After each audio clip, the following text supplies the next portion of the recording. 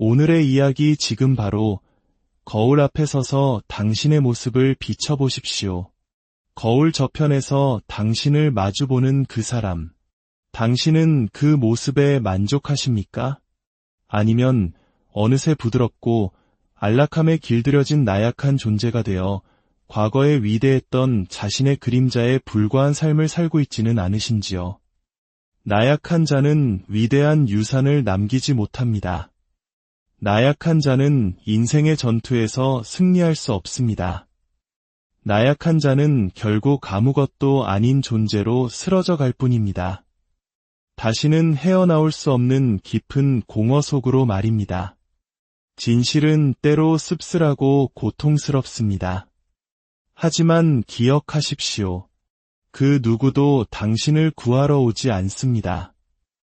이 냉혹한 진실을 굳이 당신에게 알려줄 사람도 없습니다. 이 깊은 무력감의 심연에서 스스로 걸어 나와야만 합니다. 오늘 이 이야기가 당신의 영혼을 뒤흔드는 모닝콜이 되기를 바랍니다. 한때 세상에는 거대한 산을 옮기는 전사들이 있었습니다. 남자가 진정한 남자라 불리던 시대가 있었습니다. 하지만 지금은 어떻습니까? 우리는 무의미한 스크롤링과 공허한 대화, 의미 없는 시간 낭비 속에 자신을 가두고 있습니다. 스마트폰 화면과 앱 뒤에 숨어 세상을 다 가진 듯한 착각에 빠져 살아갑니다. 손가락 하나로 타인을 평가하고 끌어내리며 만족감을 얻습니다. 이것이 오늘날 우리가 마주한 남자의 모습입니까? 우리는 진정한 대결을 회피하고 강인한 존재가 되기를 거부하고 있습니다. 우리 남자들에게 대체 무슨 일이 일어난 것일까요? 우리의 아버지, 그리고 할아버지 세대가 피와 땀으로 지켜낸 이 땅 위에서 우리는 왜 그들처럼 살지 못한 것입니까? 그분들이 수많은 전쟁과 역경을 이겨내며 지키고자 했던 것이 고작 이런 모습이었을까요? 이것이 바로 철학자 프리드리히 니체가 분노했던 이유입니다. 그는 세상의 남자들이 어째서 이토록 나약해져만 가는지를 통탄했습니다. 그리고 이 나약함이 결국은 세상을 파멸로 이끌 것이라고 경고했습니다. 신의 부재로 인해 허무주의가 도래하고 그 빈자리를 채워야 할 남자들마저 약해지면서 허무주의는 더욱 거대한 힘으로 우리를 집어삼키고 있다는 것입니다. 스스로에게 질문을 던져보십시오. 마지막으로 내가 정말 살아있구나라고 느꼈던 순간이 언제였습니까? 내 모든 것을 불태우며 인생을 살고 있다고, 이 삶이 정말 즐겁고 의미 있다고 느낀 적이 언제였습니까? 혹은 매일 아침 눈을 뜰 때마다 텅 빈 그릇 같던 머릿속으로 어제의 걱정과 과거의 후회가 밀려 들어오지는 않습니까? 똑같은 학교, 똑같은 직장, 반복되는 9시부터 6시까지의 일상, 똑같은 문제, 똑같은 두통, 똑같은 잔소리, 이 모든 것에 진절머리가 난다고 느끼고 있지는 않습니까? 사소한 일 하나하나가 왜 그렇게 짜증스럽게 느껴지는 것일까요? 우리는 어느 순간부터 살아가는 것이 아니라 그저 생존하고 있을 뿐인지도 모릅니다. 세상의 흐름이 이끄는 대로 정해진 길을 따라 아무런 저항 없이 떠내려가고 있는 것입니다. 오늘의 이야기는 당신을 편안하게 만들기 위함이 아닙니다. 단순히 지식을 채워주기 위한 것도 아닙니다. 이 이야기는 당신의 정신과 영혼을 뒤흔들고 안일함의 껍질을 산산조각 내어 당신을 깨우기 위함입니다. 과거 니체가 들었던 저항의 횃불을 오늘 우리가 이어받고자 합니다. 니체는 앞으로 나아가라고 외쳤지만 당시 사람들은 그의 말을 듣지 않았습니다. 그를 미치광이 취급하며 늙고 정신 나간 노인이라 비웃었습니다. 저런 사람이 우리에게 세상에 대해 무엇을 가르칠 수 있겠는가? 라고 말입니다. 하지만 오늘 우리는 이야기할 것입니다. 진짜 세상이란 무엇인지. 철학은 그저 추상적인 이야기가 아닙니다. 니체의 사상은 100여 년 전 그의 시대뿐만 아니라 오늘날 우리에게도 놀라울 정도로 깊은 통찰력을 줍니다. 당시 독일은 분열의 위기에 처해 있었습니다. 젊은 교수였던 니체는 거리로 나와 젊은이들의 모습을 보았습니다. 그들은 나라의 운명이 위태로운 상황에서도 자신의 삶을 낭비하며 무기력에 빠져 있었습니다. 니체는 그들에게 물었습니다. 독일의 운명을 바꿀 생각이 있는가? 젊은이들의 대답은 한결같았습니다. 언젠가 신께서 해결해 주시겠죠. 기술이 발전하면 나아지겠죠. 흐름에 맡기면 될 일입니다. 바로 그 순간 니체는 외쳤습니다. 그렇다면 당신들이 그토록 의지하는 그 신을 내가 오늘 죽여버린다면 어떻게 할 텐가? 그는 독일의 사거리에 신의 허수아비를 세우고 그것을 파괴했습니다. 자, 이제 신은 죽었다. 이제 누가 독일의 운명을 바꿀 것인가? 바로 당신들이다. 당신들이 준비가 되었는가? 니체가 싸웠던 것은 단지 신앙의 문제가 아니었습니다. 그것은 기술의 발전이 가져온 인간의 나약함과의 싸움이었습니다. 기술은 우리를 편안하게 만들었지만 동시에 우리를 정신적으로 약하게 만들었습니다. 니체는 말했습니다. 내가 당신들의 신을 죽였다고 말하지 말라. 당신들 스스로가 당신들의 신을 죽인 것이다. 당신들의 손에 피가 묻어 있다. 당신들은 위대한 살인자다. 이 죄를 어떻게 씻을 것인가? 그의 경고는 오늘날 더욱 생생하게 다가옵니다.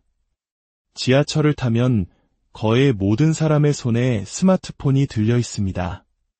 드라마를 보고 게임을 하고 무의미한 시간을 보냅니다.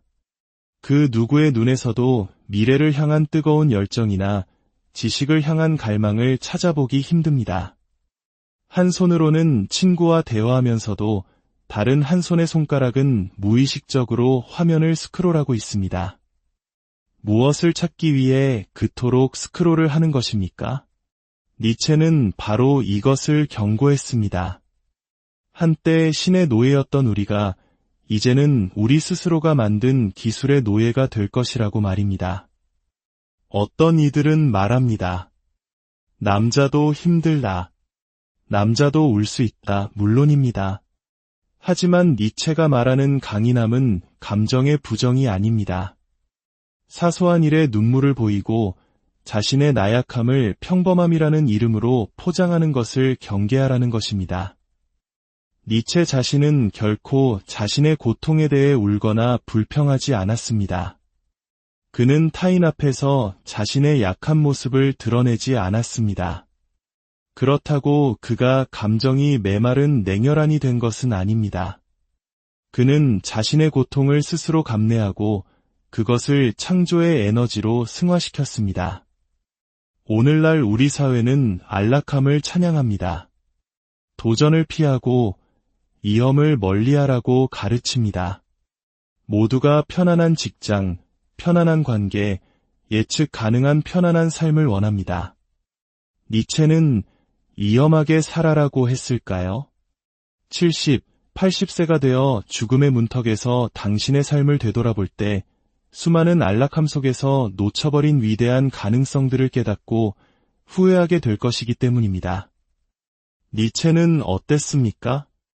그는 바젤 대학의 최연소 교수라는 안정된 자리를 박차고 나왔습니다. 얼마든지 편안한 삶을 살 수 있었지만 그는 자신의 안락함을 깨부수고 유럽 전역을 방랑했습니다. 끔찍한 질병과 고독 속에서도 그는 인류 역사상 가장 위대한 저작들을 남겼습니다. 그는 당대 가장 큰 권위였던 기독교의 정면으로 맞섰습니다. 당시 기독교를 비판하는 것은 죽음을 자초하는 일이었지만 그는 두려워하지 않았습니다. 나는 프리드리히 빌헬름 니체다. 나는 사회가 금기시하는 것들을 정면으로 마주볼 것이다. 그는 스스로 안티크리스트 즉 적그리스도가 되기를 자처했습니다. 세상이 자신을 악마라 불러도 상관하지 않았습니다. 그는 편안함 위에 철학을 두었고 뺨을 맞으면 다른 뺨마저 내어주라는 식의 노예 도덕을 경멸했습니다. 현세의 고통을 감내하면 내세에서 보상받을 것이라는 믿음 아래 현실의 부조리에 저항하지 않는 무기력한 태도를 가장 강력하게 비판했습니다. 위대함의 가장 큰 적은 바로 마지막 인간입니다. 이 마지막 인간은 누구일까요? 그는 사소한 쾌락에 만족하는 사람입니다. 순간의 즐거움을 위해 자신의 위대한 가능성을 팔아넘깁니다. 그는 진정한 관계를 맺는 대신 여러 사람과 얕은 관계를 맺으며 스스로를 남자답다고 착각합니다. 그는 실패의 고통을 마주하는 대신 친구들과의 술자리나 게임으로 그 고통을 회피합니다. 작은 쾌락은 우리를 위대함으로부터 멀어지게 합니다. 내일부터 하지라고 말하는 그 내일은 영원히 오지 않을 것입니다. 니체는 학생들에게 물었습니다. 언제 조국의 운명을 바꿀 것인가? 그들이 내일이라고 답했을 때 니체는 외쳤습니다. 왜 오늘이 아닌가? 왜 지금이 아닌가? 지금 당장 일어나 싸우자. 니체의 사상에 영감을 받은 인물 중 한 명이 바로 철혈제상 오토 폰 비스마르크였습니다. 그는 분열된 독일을 통일시킨 위대한 지도자였습니다. 진정한 나약함은 당신이 스스로의 신을 죽였을 때 찾아옵니다. 당신을 이끌던 북극성이 사라지고 당신의 이상이 무너졌을 때 걷잡을 수 없는 나약함이 당신을 덮칠 것입니다. 당신은 그에 맞설 무기가 있습니까? 니체의 경고는 오늘날 더욱 뼈아프게 들립니다. 사람들은 기술에 의존하며 신에 대한 믿음을 잃어갑니다. 포르노그래피, 소셜미디어, 끝없는 소비와 안락함 속에서 신을 잊어버립니다. 그리고 결국 공허해진 자신을 탓하며 자신의 신념마저 저주하게 됩니다. 니체는 신앙 자체를 공격한 것이 아닙니다. 그는 신이 사라진 세상에서 인간이 어떻게 살아가야 할 것인가를 물었던 것입니다. 당신의 남성성, 당신의 목적의식, 당신의 내면의 힘을 오직 신에게만 의존하고 있다면 만약 그 신이 사라졌을 때 당신은 어떻게 될 것 같습니까? 당신은 아무것도 남지 않을 것입니다. 그러니 신 없이도 스스로 설 수 있는 강인함을 키워야 합니다.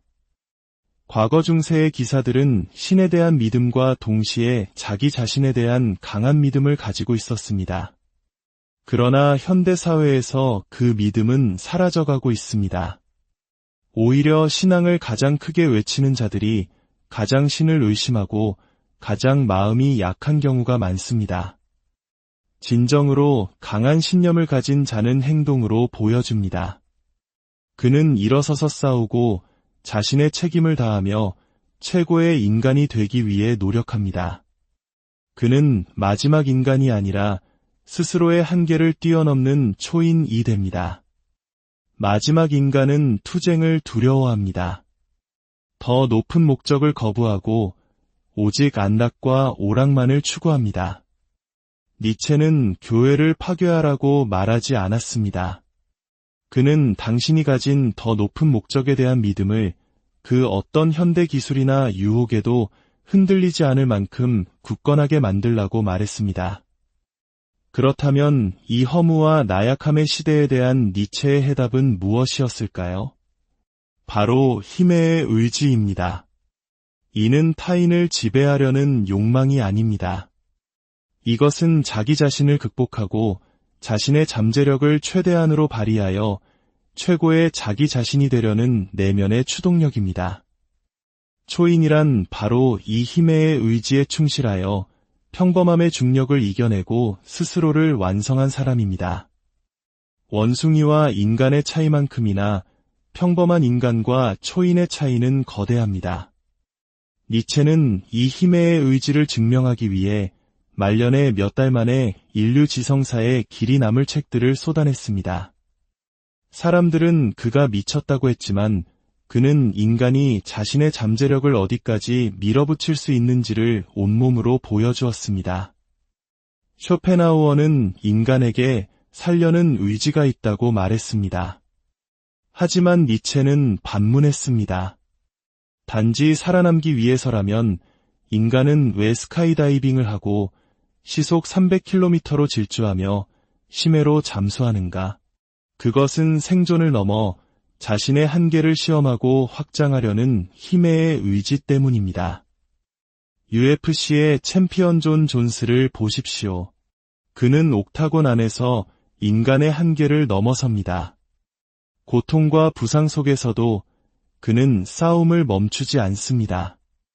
그것이 바로 자신의 힘의 의지를 극한까지 밀어붙이는 전사의 모습입니다. 당신이 반드시 격투기 선수가 될 필요는 없습니다. 당신의 삶, 그 모든 영역에서 최고의 버전이 되십시오. 직장인이라면 최고의 직장인이, 남편이라면 최고의 남편이, 아버지라면 최고의 아버지가 되십시오. 학생이라면 최고의 학생이 되고, 경쟁자라면 최고의 경쟁자가 되십시오. 당신의 삶 자체가 당신의 위대함을 증명하는 무대가 되게 하십시오.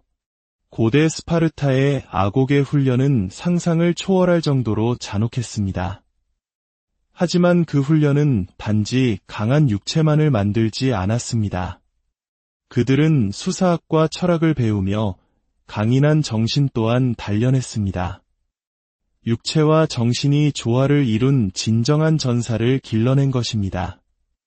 오늘날 우리의 모습은 어떻습니까? 편안함에 길들여진 몸, 나약해진 정신. 당신의 몸은 당신의 정신 상태를 비추는 거울입니다. 만약 이 이야기가 당신의 마음에 작은 불씨를 지폈다면 좋아요를 통해 그 불씨를 키워주시고 구독으로 우리와 함께 이 여정을 계속해 주십시오. 당신의 작은 행동이 이 메시지를 필요로 하는 또 다른 영혼에게 전달되는 소중한 계기가 될 것입니다. 당신의 삶에 진정한 힘과 목적이 깃들기를 기원합니다. 이제 당신의 목적은 무엇입니까? 이 영상의 댓글창을 당신의 선언문으로 만들어 주십시오. 당신의 목표를, 당신의 꿈을, 당신이 되고자 하는 모습을 담대하게 적어보십시오. 나는 6개월 후에, 1년 후에 이러한 사람이 될 것이다. 나는 이 분야에서 최고가 될 것이다. 그 선언이 당신을 이끌어 줄 것입니다. 고통을 당신의 적으로 만들지 마십시오. 고통은 당신의 가장 위대한 동맹입니다. 그것을 피하려 할수록 고통은 당신을 더 끈질기게 추격할 것입니다.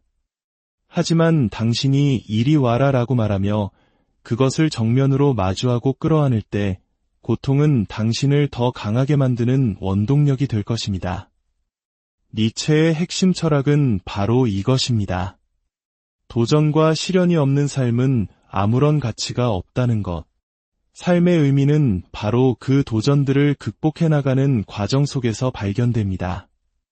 궁극적인 해결책은 초인이 되는 것입니다. 초인은 자신만의 가치에 따라 살아갑니다. 위대함을 향해 끊임없이 나아갑니다. 그리고 그는 소비하는 자가 아니라 창조하는 자입니다. 그는 세상을 비판만 하는 것이 아니라 더 나은 세상을 만들어갑니다.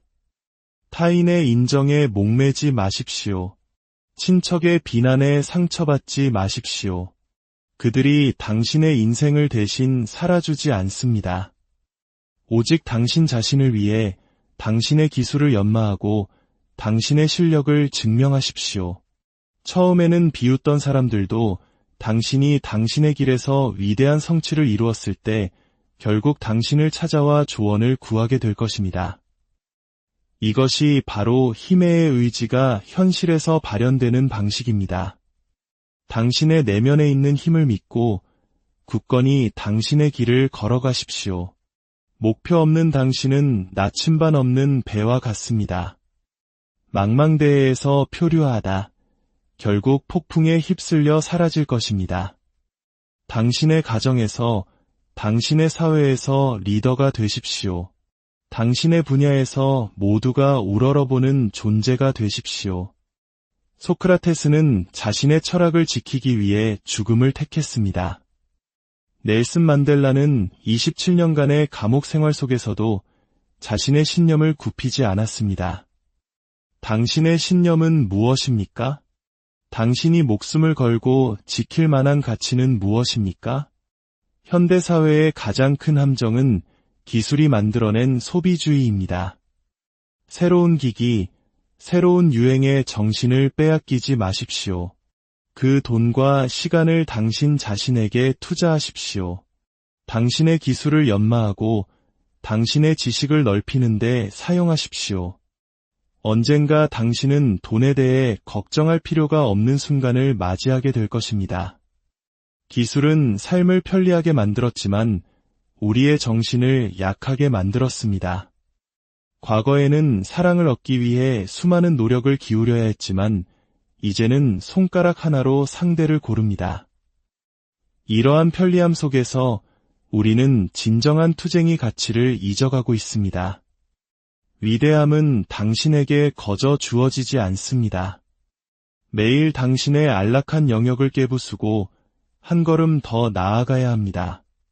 당신이 안락함 속에서 허비하는 모든 하루는 당신이 남길 위대한 유산으로부터 멀어지는 하루입니다. 당신의 후손들이 당신의 이름을 기억하고 당신이 이룬 것들 위해서 살아갈 수 있는 그런 유산을 만드십시오. 이것은 당신을 향한 저의 도전입니다. 당신의 목적을 정의하고 당신의 투쟁을 끌어안고 평범함을 거부하십시오.